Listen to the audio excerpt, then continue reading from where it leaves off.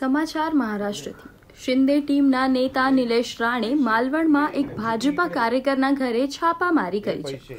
આ દરમિયાન તેમણે દાવો કર્યો કે ત્યાંથી લાખો રૂપિયાની રોકડ રકમ મળી આવી છે। નિલેશ રાણેનો આરોપ છે કે આ પૈસા સ્થાનિક નગરપાલિકા ચૂંટણીમાં મતદારોને વહેંચવામાં આવી રહ્યા હતા, જેથી ચૂંટણીનું વાતાવરણ પ્રભાવિત કરી શકે। આ રેડની લાઈવ સ્ટ્રીમિંગ નિલેશ રાણે દ્વારા સોશિયલ મીડિયા પર કરીને પોસ્ટમાં લખ્યું કે આ પહેલો પુરાવો છે કે ભાજપના કાર્યકરો ગેરકાયદેસર રીતે પૈસા વહેંચી રહ્યા છે। તમને જણાવી દઈએ કે નિલેશ રાણે ભાજપા નેતા નિલેશ રાણેના ભાઈ અને નારાયણ રાણેના પુત્ર છે।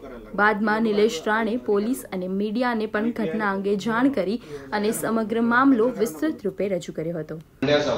भारतीय जनता पक्षाचे कार्यकर्ते जुने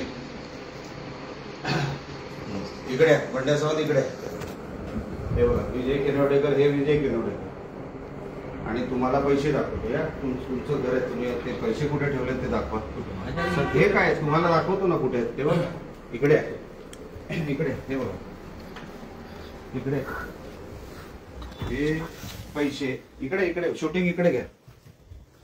हे पैसे हे आता शिडीने 5-10 मिनिटापूर्वी इकडे आलेले आहेत आणि हे ह्यांचं घर हे भारतीय जनता पक्षाचे जुने कार्यकर्ते त्यांची निष्ठा भारतीय जनता पक्षावर आहे आणि भारतीय जनता पक्षाची निष्ठा ही त्यांच्यावर आहे।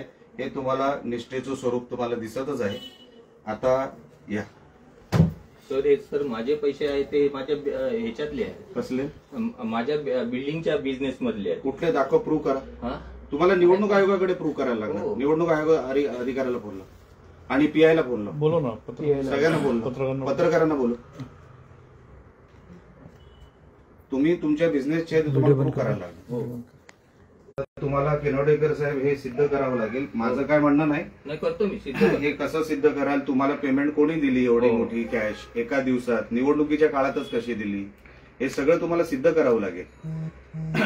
लक्षात घ्या, तुम्ही याच्यात भरडले गेलात कारण का नको त्या विषयामध्ये तुम्ही पडलात। हे अशा निवडणुका तुम्हाला काढायच्या आहेत